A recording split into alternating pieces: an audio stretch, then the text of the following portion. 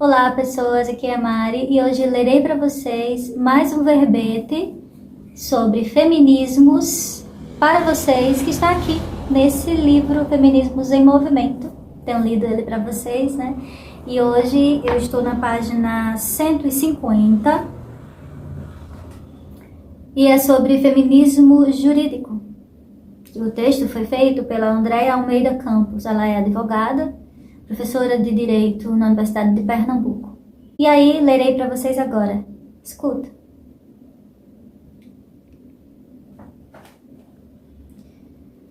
O conceito do feminismo jurídico, além de ser polissêmico, em uma de suas possibilidades exegéticas, traz em si uma contradictio in terminis. Que engraçado. Seria polissêmico e contraditório, uma vez que engendra em si produções de sentido múltiplas e terceirem em seus significantes e significados que se colocam não apenas em marcha, mas em disputa constante, marcando os seus antagonismos.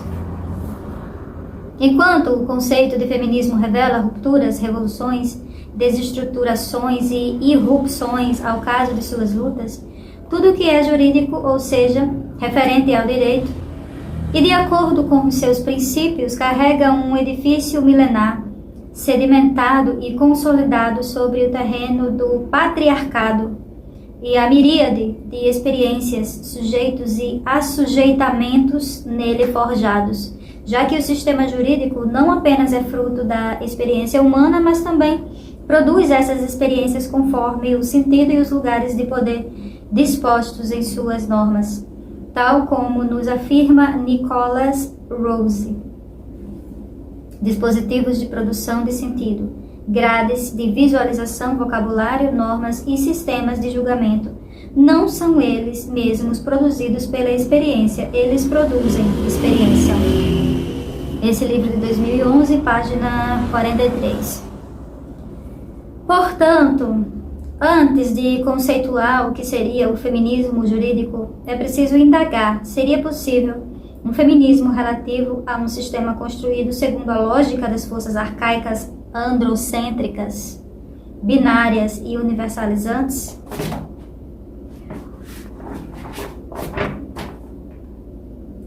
Universalização que, segundo Graziele Bargentos, pode reproduzir silenciamento de saberes, práticas, convivências e modos de existir que não se enquadram com o discurso universal. Trata-se, portanto, de uma noção que traz em sua terminologia deslizamentos de sentido, havendo mais do que um encontro, um embate entre os dois termos ao indagar as condições de possibilidade para suas coexistências. Muitas autoras optam por descrever os fenômenos que seriam traduzidos pela definição do feminismo jurídico por teoria feminista do direito ou do pensamento jurídico feminista. As críticas e as opções residem no fato de que essas duas designações encerram em suas terminologias aspectos eminentemente teóricos em detrimento da praxis feminista jurídica, uma vez que, para se concretizar o feminismo jurídico, não prescinde de práticas quais sejam da produção teórica do ensino jurídico dentro ou para além dos muros acadêmicos de militância política e da atuação profissional no âmbito do sistema de justiça.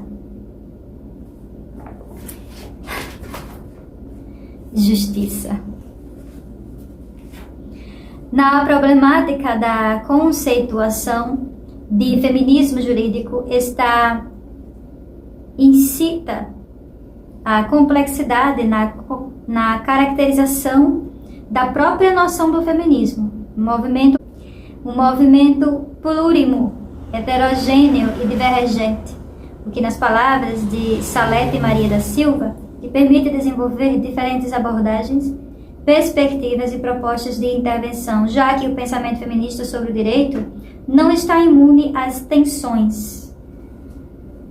Mais problemática ainda passa a ser a conceituação de feminismo jurídico, Quando se interroga se esse feminismo teria por pretensão a adequação das questões de gênero, sobretudo no que diz respeito às mulheres cis e às mulheres trans, ao modelo binário, burguês e capitalista, no qual se encontra conformado o direito. O sistema jurídico repousa em um modelo binário no qual a oposição entre macho e fêmea privilegia a masculinidade e o seu exercício de poder sobre a feminilidade. Portanto, o objetivo do feminismo jurídico seria a própria emancipação do seu conceito, uma vez que o seu telos é a emancipação das mulheres das estruturas nas quais lhes cabem ocupar um lugar determinado por sua oposição ao homem em um sistema binário. E a estrutura jurídica é uma das estruturas a ser desestabilizada por esse feminismo, minando os privilégios conferidos aos homens por uma cultura falocêntrica nas normas jurídicas, no sistema de justiça e na ciência do direito. O que ocorre é que dentro do próprio feminismo jurídico há uma luta de forças entre as feministas que pretendem que o direito forjado no sistema patriarcal seja arrasado, demandado por uma nova normatividade e por um outro sistema, e aquelas que pautam suas demandas em reivindicações burguesas por igualdade, que de modo que as mulheres obtenham poder dentro de uma estrutura jurídica já posta, passando a ter acesso aos privilégios antes concedidos apenas aos homens, dentro de um sistema no qual estariam juridicamente legitimadas, portanto não propugnado pelo desmantelamento do modelo jurídico vigente. Foi Salete Maria da Silva, 2019, página 136, quem desenvolveu esse conceito, síntese do feminismo jurídico. Aí tem a citação aqui dela. O feminismo jurídico corresponde a um conjunto de críticas, teorizações, preposições, metodologias e atividades práticas desenvolvidas por juristas feministas em face do fenômeno jurídico, dentro ou fora do sistema de justiça. A proposta central deste tipo de feminismo é desenvolver reflexões e, sobretudo, ações que promovam transformações radicais no âmbito das normas, discursos e práticas jurídicas, tendo como foco a obtenção da igualdade de gênero. Fechou a citação aqui. Antes de voltarmos ao esquadrilhamento do conceito do feminismo jurídico, demonstraremos o tradicional lugar da mulher na norma jurídica e no sistema de justiça, de onde surgiram as condições de possibilidade do feminismo jurídico. Se o direito é um sistema de normas e disciplinamento heterônimo imposto pelo Estado, seja ele democrático de direito ou autoritário, e não obstante ele brotar do mundo da vida e de seus fatos biológicos e sociais, ele é forjado em meio à disputa de força e jogos de verdade que, como já afirmado, trazem a marca milenar do modelo patriarcal. O patriarcado ergue-se e se estrutura em torno da autoridade masculina e da supremacia de suas vontades e desejos sobre os sujeitos femininos, que a essas devem servir e se assujeitarem. Esse assujeitamento, no sentido jurídico, diz respeito inicialmente ao seu lugar na família, cuja direção historicamente coube ao pater, ao seu chefe, fosse ele pai ou o homem mais velho, como ao seu lugar como titular ou não de direitos referentes à propriedade. Família e propriedade são fenômenos delineados concomitantemente na história e que se retroalimentam. Em ambos os lugares, as mulheres não apenas foram destituídas de direitos, como foram, na maioria das vezes, tratadas como se destituídas de personalidade jurídica, ocupando um status jurídico de objeto, seja nos contratos de casamento, tais como a compêndio romana, um legítimo contrato de compra e venda entre os pais dos nubentes, cujo objeto da venda era a noiva. O marido compra a um pai a filha, como lhe compraria a cabeça de um rebanho. Seja na própria forma de se inaugurar uma família, na qual esta passaria a existir no momento em que uma mulher fosse tomada por propriedade pelo futuro esposo, tal como nos lembra Casales, citado por Sá Pereira. Desde o momento em que uma mulher pertenceu a um homem por toda a sua vida, a família se fundou. Se na historiografia latino-americana mulheres brancas e livres seguiam à risca o modelo jurídico romano, e se não tinham um status jurídico de coisa, não gozavam de capacidade jurídica plena ao casarem-se, mesmo que atingidas as suas maioridades. O que dizer das mulheres negras indígenas que entregavam expressamente o patrimônio legal de seus senhores aos dos colonizadores? O poder sobre o corpo das mulheres, inclusive no seio da família, ou exemplarmente no meio dela, neles incluindo o poder da violência, foi assegurado pelo direito através dos milênios. Como exemplo, citamos o poder da vida e da morte, que o cônjuge varão, o pater familiar, tinha sobre a esposa nos albores do direito romano, o vitae necesque potestas. A desigualdade conferida pelo tratamento jurídico tradicionalmente conferido às mulheres pode ser observada eloquentemente nas ordenações portuguesas, mais especificamente no livro 5º, título 38 das ordenações filipinas, que vigoraram no Brasil de 1603 a 1830, no que concerne à matéria criminal. Minha nossa! Se não, vejamos, se o marido encontrasse a esposa em adultério, poderia este licitamente matá-la, assim como ao seu cúmplice.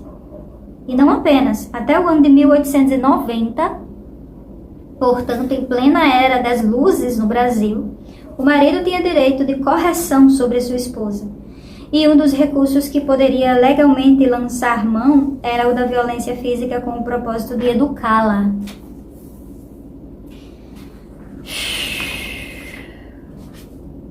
A violência contra a mulher dentro da família, vale dizer, sob o casamento, foi, portanto, historicamente albergada pelo direito, sendo legitimada pelo Estado e sustentada pela sociedade.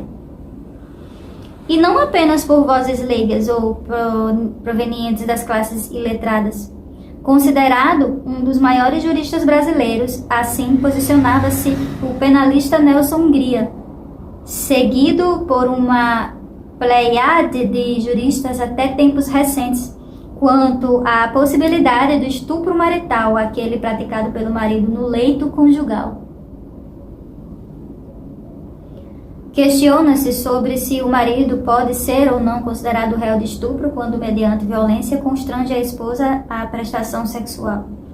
A solução justa é no sentido negativo. Hungria, Campos, 2022, página 150. O direito, por conseguinte,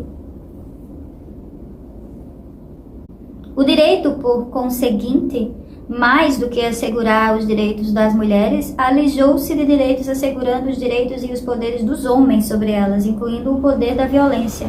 E essa violência legitimada não apenas frequentou as normas positivadas, mas também o aparelho da justiça, os órgãos judiciais, através da atuação da polícia judiciária e de seus auxiliares, dos advogados, dos promotores de justiça, dos magistrados, na acachapante maioria das vezes, todos homens.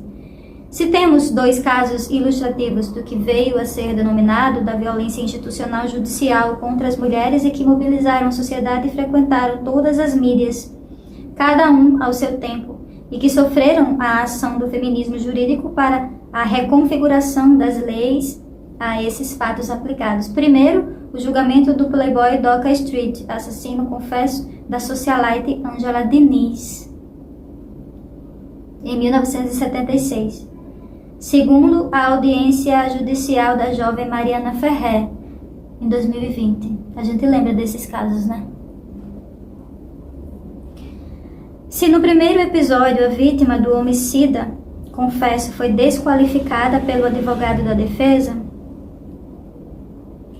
um consagrado defensor dos direitos humanos durante a ditadura militar. Evandro Lins e Silva, no segundo, o advogado do então acusado do crime de estupro, dedicou-se ao seu projeto de desmoralização da vítima, tentando caracterizá-la como uma mulher não honesta, logo não digna de ser reconhecida socialmente e judicialmente como vítima de um crime de estupro, e contou a omissão do juiz e do promotor presentes na mesma audiência.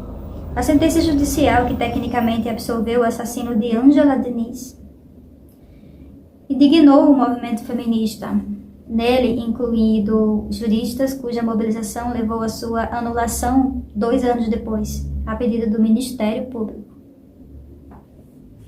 Os pontos nevrálgicos atacados pelo movimento feminista, e nesse caso pelo germe do que viria a ser um feminismo jurídico, diziam respeito à insustentabilidade da tese de legítima defesa da honra, que por séculos vinha absolvendo um reiterado e vasto número de homens que, sob a alegação jurídica de coação social e preservação de suas dignidades,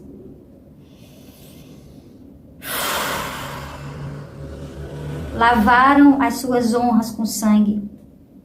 Tendo sido levado novamente ao tribunal Docker Street, foi então condenado a 15 anos de reclusão. Essa ação dos movimentos feministas, incluído o feminismo jurídico, a pleitear por mudanças no sistema de justiça no tratamento do que se denominava crime passional,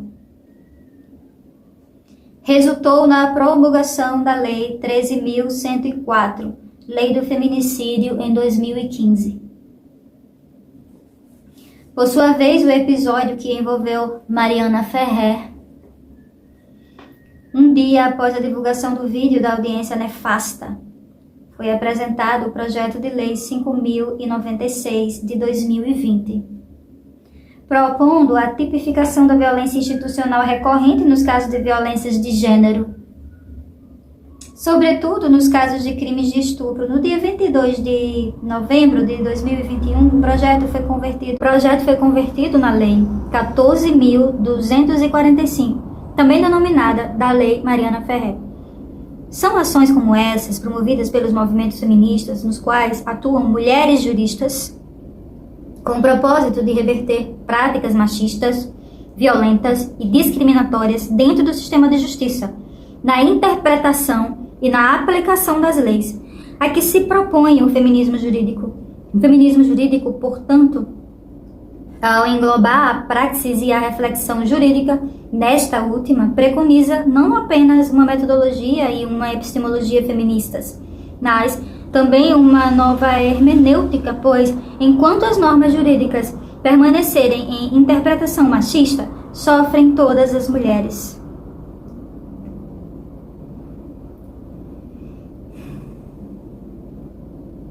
Sobre a importância de uma epistemologia feminista ainda incipiente no Brasil, afirma Gisele Salgado, 2019, página 69, que para pensar sobre a ciência do direito em uma perspectiva feminista é necessário romper com um direito misógino e que exclui algumas pautas de luta, já que, segundo Rago, citada por Salgado, ao menos no Brasil, é visível que não há nem clarezas, nem certezas em relação a uma teoria feminista do conhecimento. Uma epistemologia jurídica feminista, portanto, como assinalado por Gisele Salgado, desafia a prática jurídica por dizer respeito não somente à existência de temáticas e pesquisadoras mulheres, mas de uma nova linguagem com premissas e conceitos próprios.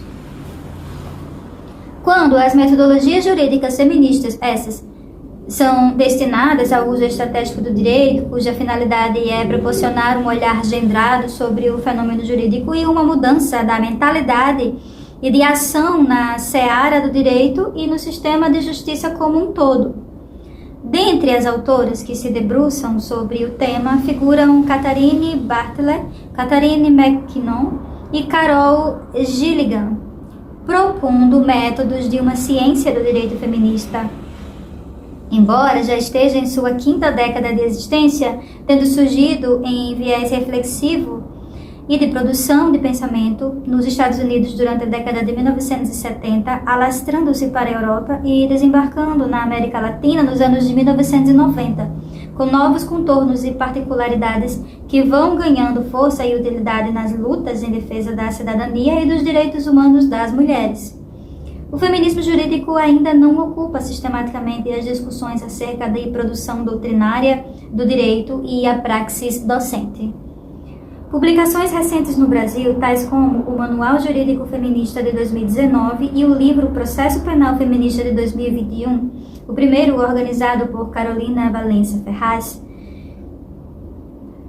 e o segundo, de autoria de Soraya Rosa Mendes, ambas juristas e professoras de direito, são prometedoras no que tange a textos de lavra de juristas feministas a passarem a ocupar as salas de aula e as reflexões críticas das futuras e profissionais do direito. Se há polêmicas e controvérsias acerca do termo feminismo jurídico sobre um direito feminista, refletido e praticado por juristas feministas, não há quaisquer controvérsias, apenas sede de revolucionar o presente para varrer as sombras do passado e iluminar o futuro. Olha, pode até ter gente que acha que isso aqui não adianta de nada, que é só conversa, né? Pode até ter gente, mas eu acho de muita importância todas essas mulheres ocuparem esses espaços, mesmo que sejam de uma classe burguesa, liberal, blá blá blá, esse blá blá blá todos aí que você conhece, né? Que vocês sabem. Mas ainda assim eu acho importante, porque você ter um sistema de justiça onde existia a justificativa de um homem poder matar uma mulher ou justificar bater numa mulher só porque ele acha que foi traído, ou mesmo que tenha sido traído, né? O próprio sistema de justiça te dá o direito de tirar a vida de um ser humano, né? Porque sim, porque você é o dono dessa pessoa. Isso é muito importante, esse movimento aqui que essas mulheres, né, juristas fazem dentro desse sistema muito machista e patriarcal. Muito machista, né? É muito importante saber que existe um movimento como esse. É um alívio, sabe? Mesmo com todos os problemas que a gente sabe que ainda existe e que ainda temos que lutar. Mesmo assim, essas mulheres juristas que têm um pensamento feminista e que tá na batalha delas lá para conseguir humanizar esse sistema machista patriarcal em que vivemos, né? Então, fico por aqui. Até o próximo vídeo. Um cheiro. Tchau!